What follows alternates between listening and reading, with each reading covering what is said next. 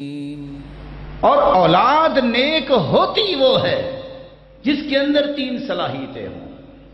پہلی صلاحیت جو والدین کی خدمت کو اپنی زندگی اور آخرت کی بلندی کا راز سمجھتا ہے۔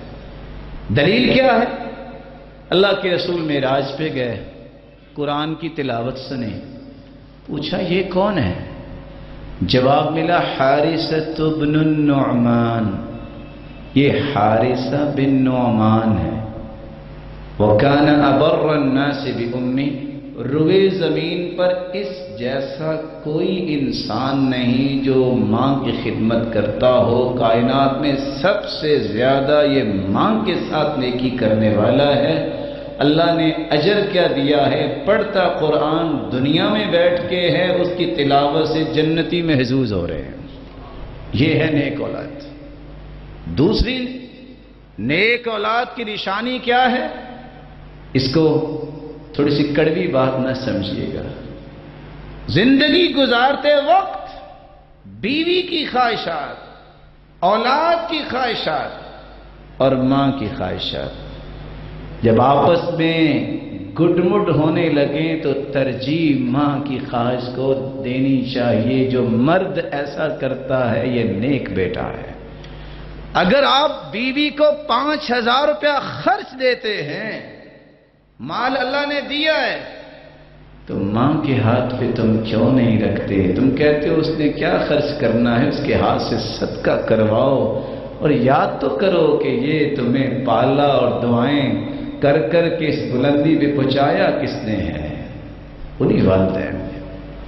اس لیے رسول اللہ صلی اللہ علیہ وسلم نے فرمایا تھا، جب سوال کیا گیا کہ من احق الناس بحسن صحابتی، سب سے زیادہ میری خدمت کا، میری نیکی کا، میرے حسن سلوک کا حقدار کون ہے؟ تو آپ نے فرمایا امک امک امک ثم اباک۔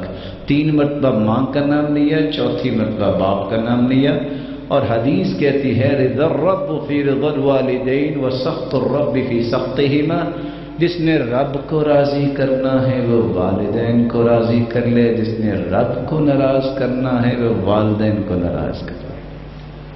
اور بلکہ حدیث کہتی ہے الوالد اوسط ابواب الجنہ، جنت کا درمیانہ دروازہ اور سب سے بڑا دروازہ وہ باپ ہے۔ چاہو تو اس کی حفاظت کر لو، چاہو تو اس کو ضائع کر لو۔ تیسری نشانی نیک اولاد کی، جو اولاد والدین کی زندگی میں اور ان کے دنیا سے چلے جانے کے بعد والدین کے لیے دعا نہیں کرتے، وہ صالح اور نیک بچہ نہیں ہے۔ کیوں؟ سلف صالحین کے پاس ایک شخص آیا، کہتے بتاؤ میں نیک ہوں کہ نہیں؟ کہتے اللہ ہی جانتا ہے، میں تو غیب نہیں جانتا۔ کہا نہیں بتاؤ آپ۔ کہا ٹھیک ہے میں بتاؤں گا، میرا بھی ایک سوال ہے۔ کہتے کون سا سوال؟